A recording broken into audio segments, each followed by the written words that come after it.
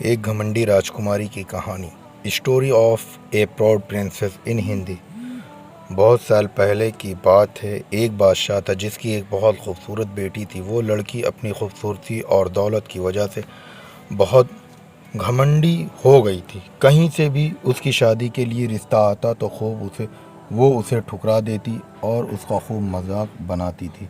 एक दिन बादशाह ने एक बहुत बड़ी दावत रखी और उसमें शहजादी से शादी करने वाले तमाम शहजादों को बुलाया। सब लोग अपने अपने मर्तबे के हिसाब से कुर्सियों पर बैठ गए। फिर शहजादी इस दावत में कई चीज़ों के साथ बहुत घमंडी अंदाज में आई और वो जिस भी शहजादे के पास से गुजरती तो वो उसे बहुत नीची नज़रों से देखती थी।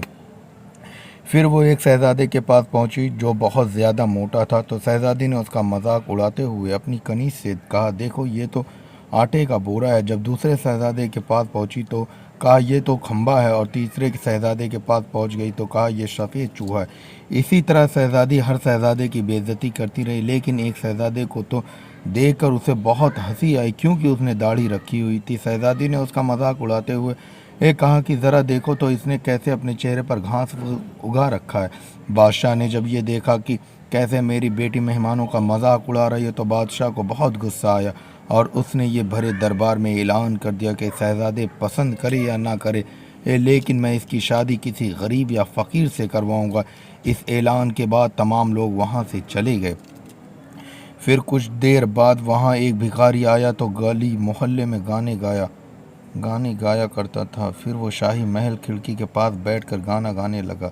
जब बादशाह ने उसकी आवाज़ सुनी तो उसने अपने नौकर से कहा कि उसको यहाँ बुला कर लाओ। तो नौकर और फटे पुराने कपड़े वाले उस भिखारी को अंदर बुला कर ले आया। फिर उस भिखारी ने शहजादी के सामने बहुत अच्छा एक गाना गाया और फिर बादशाह से इनाम मांगा। तो बादशाह ने कहा, तुमने बहुत अच्छा गाना गाया है, तुम्हें बहुत अच्छा इनाम दूंगा। मैं अपनी बेटी की शादी ही तुमसे कराऊंगा। शहजादी ने जब ये सुना तो वो हैरान हो गई। उसने बहुत ज़्यादा ड्रामा किया लेकिन बादशाह ने उसकी एक न सुनी। बादशाह ने उसे डांटते हुए कहा, मैंने मेहमानों के सामने ये वादा किया था कि मैं तुम्हारी शादी किसी भिखारी से कराऊंगा।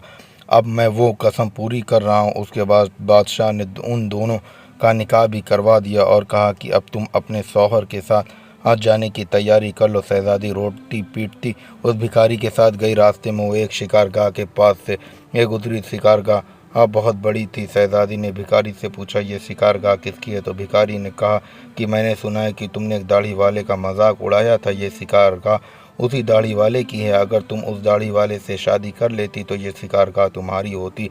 इसके बाद वो एक बड़े बाग में पहुंची तो वो बाग देखकर शहजादी ने पूछा, ये बाग किसका है? तो भिखारी ने कहा कि ये बाग भी उसी दाढ़ी वाले का है। फिर वो एक बड़े अजीम शान शहर में दाखिल हुई तो इतना बड़ा शहर, खूबसूरत शहर देखकर शहजादी हैरान हो गई। उसने पूछा, इस शहर का मालिक कौन है? तो भिखारी ने कहा, ये शहर के दाढ़ी वाले का मुल्क में आता है। अगर तुम उससे शादी कर लेती तो ये सब तुम्हारा होता। शहजादी ने अफसोस करते हुए कहा कि मैंने बहुत बड़ी गलती कर दी, काश मैं उससे शादी कर लेती। दोस्तों, अगर हमारी ये वीडियो आप लोगों को पसंद आए और अच्छी लगे तो कहानी का नेक्स्ट भाग अगले वीडियो में आपको मिल जाएगा इंशाअल्लाह ताला। अपना ख्याल रखिए और दुआओं में याद रखिए। फिर आगे चलते हैं। तो भिखारी ने नाराज़ होते हुए कहा कि मुझे उससे कोई मतलब नहीं, ये मगर तुम मेरे होते हुए किसी दूसरे मर्द की बातें क्यों कर रही हो? क्या मुझसे एक कोई कमी? इसके बाद वो एक छोटी सी झोपड़ी के पास पहुंचा।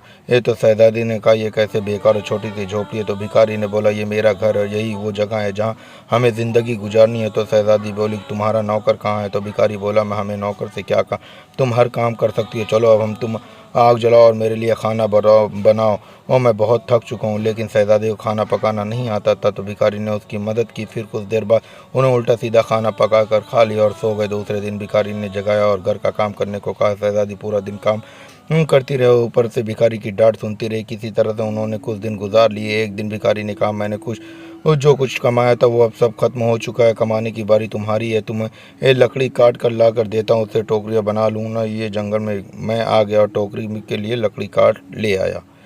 सेकंड पार्ट नेक्स्ट वीडियो में इंशाल्लाह ताला आप देखिए।